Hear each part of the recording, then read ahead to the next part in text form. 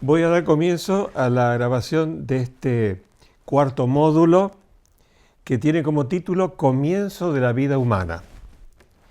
Recuerdo que cuando me tracé este plan para hablar de bioética, hago siempre en mi conciencia la distinción entre lo que es un dilema ético, o sea, qué hacer, y lo que cuando se transforma en una acción que repercute sobre los demás, ya sea otra persona o la misma sociedad, se transforma en un conflicto de orden jurídico que requiere de alguna solución que la puede dar tanto el derecho administrativo como, en el caso que yo estoy analizando, el derecho penal.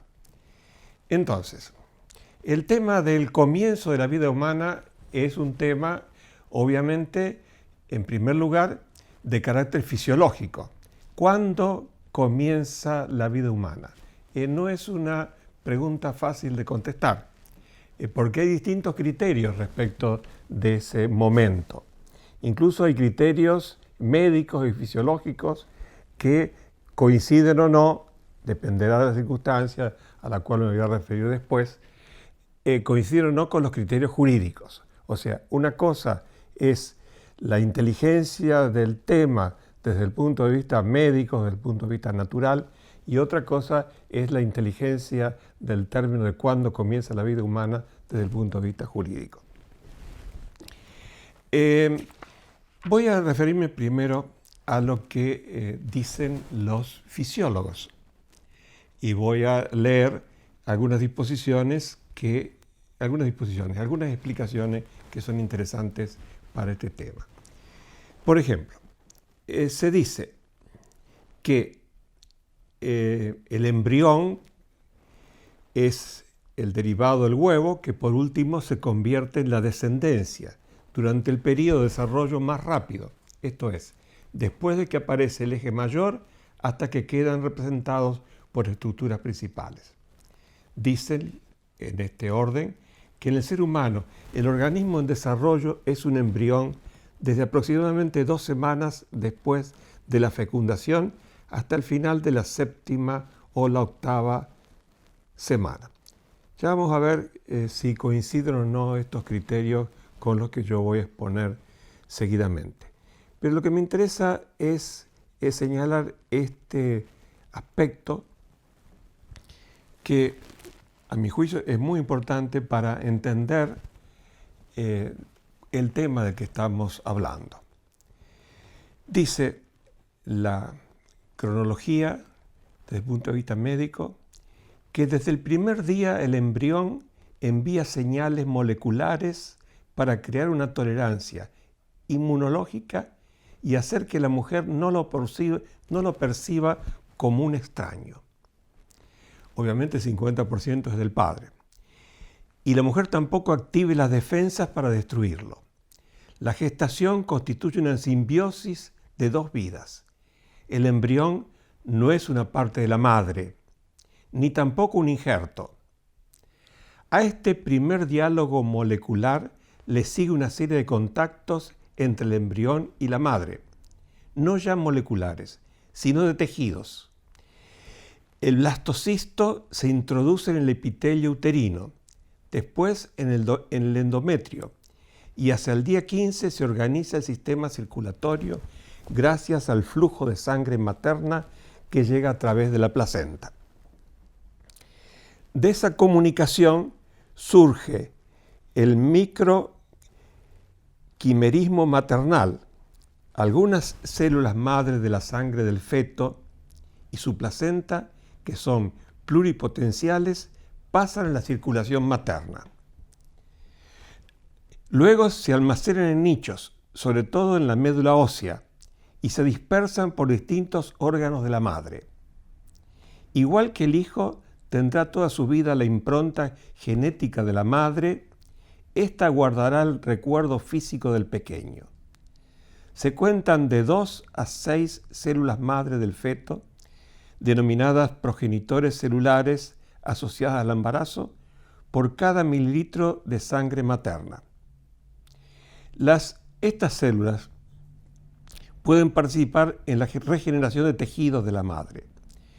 Esto es fácil técnicamente si el hijo ha sido un varón, pues sus células tienen el cromosoma Y, a diferencia de las maternas. También se ha identificado la participación de aquellas células en la regeneración del hígado y de los vasos sanguíneos, 14 y 15 años después del parto.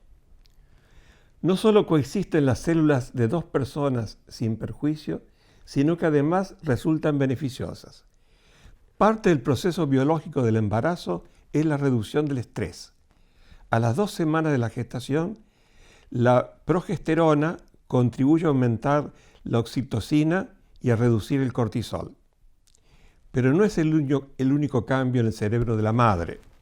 De hecho, en el 5.º mes, el cerebro se encoge para recuperarse tras el parto y se adapta a los cambios que el metabolismo celular darán lugar al vínculo de apego. Para mí es interesante, y confío en que también a ustedes les resulte así, que viejos trabajos de neuroimagen abundan en cómo la maternidad moldea el cerebro. En un claro ejemplo de plasticidad neuronal, no solo la madre biológica, sino el padre, los progenitores adoptivos e incluso las personas que están en contacto íntimo y diario con un niño experimentan cambios funcionales en el cerebro.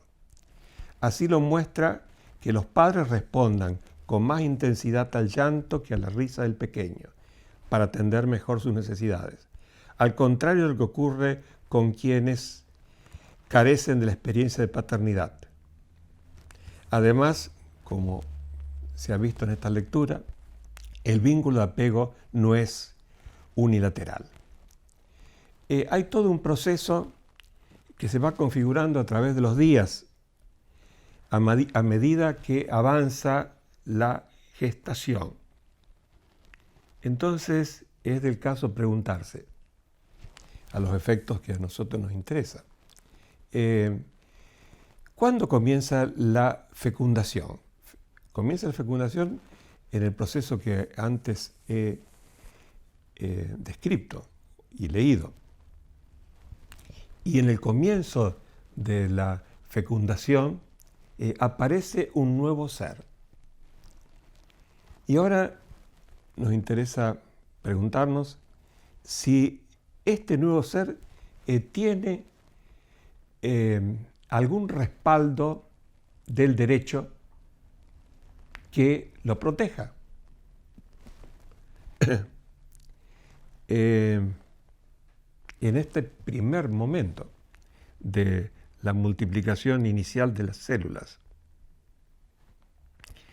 La pregunta viene a cuento a raíz de procesos nuevos de fecundación asistida. O sea, ¿qué pasa con los embriones que están conservados y que no son utilizados, o aquellos embriones sobrantes? ¿El derecho los protege?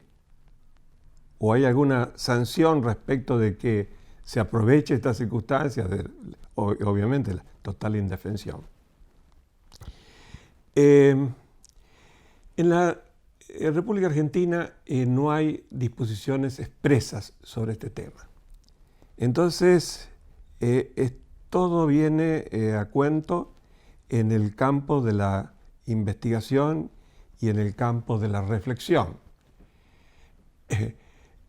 Es muy probable que, avanzando estos procedimientos que se están dando en forma frecuente en la República Argentina, el derecho tenga que tomar alguna determinación. Lo que por el momento tenemos vigente es el artículo 19 del nuevo Código Civil y Comercial de la República Argentina, que dice que comienza la existencia de la persona humana con la concepción. No dice el código qué se entiende por concepción. Porque el código anterior, el código de Bresarfield, decía que comenzaba la existencia de la persona humana con la concepción y la anidación, o sea, cuando empezaba este proceso en el seno materno. Yo creo que de todas maneras la idea es que concepción equivale a fecundación, y la fecundación puede darse por razones naturales, obviamente, y también puede darse por las técnicas que actualmente se están llevando a cabo. En el ámbito internacional hay distintas reglas respecto de esto, distintas ideas, distintos desarrollos, tanto desde el punto de vista científico como la interpretación jurídica, y va a llegar un momento en que este ser que se va desarrollando y que se va a transformar en un hombre si nadie detiene su proceso, requerirá alguna protección especial. Con esto entonces termino el capítulo.